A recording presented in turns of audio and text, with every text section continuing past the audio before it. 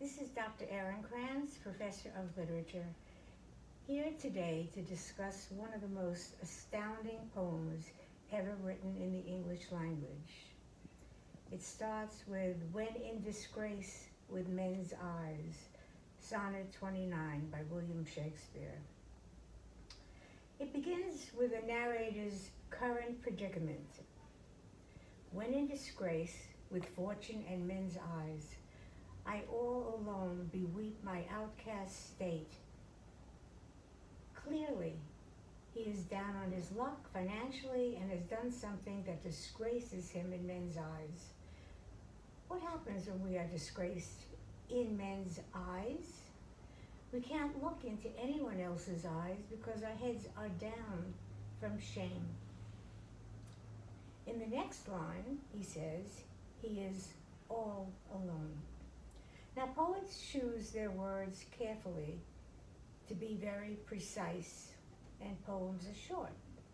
So if there is a repetition, it's always important. That he is alone is not enough. Being all alone gives you his feeling of abandonment. And in the next line, he asks for help. And he says he troubles deaf heaven with his bootless cries and looks upon himself and curses his fate.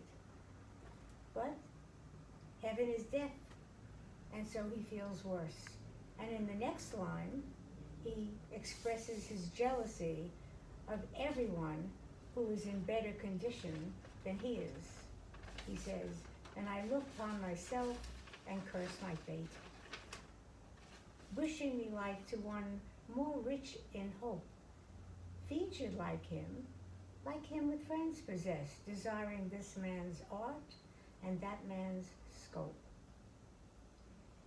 Then finally he reaches the lowest emotional level of depression when he states, with what I most enjoy, content at least. Well, when you can't alter your sadness with what you usually get pleasure from, like reading or riding a bike or eating pizza, you are numb and unable to move. You have hit bottom, and he has, but something happens that suddenly ends his depressed mood. And it's this very important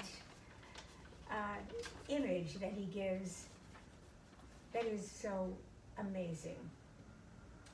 Yet in these thoughts myself almost despising, haply I think on thee, and then my state, like to the lark at break of day arising from sullen earth, sings hymns at heaven's gate.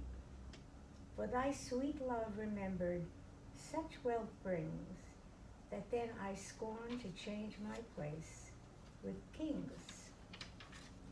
Well, this comparison to a lark, because his mood is lifted by the thought of the person he loves, is very interesting, because a lark does not fly just back and forth and fluttering its wings.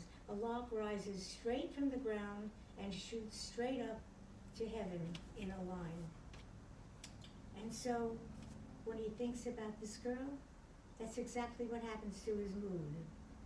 And then he feels wealthier than a king. This poem is only 14 lines, but it's actually one sentence. And in that one sentence, we have psychological insight into depression, as well as into how love impacts our lives so tremendously.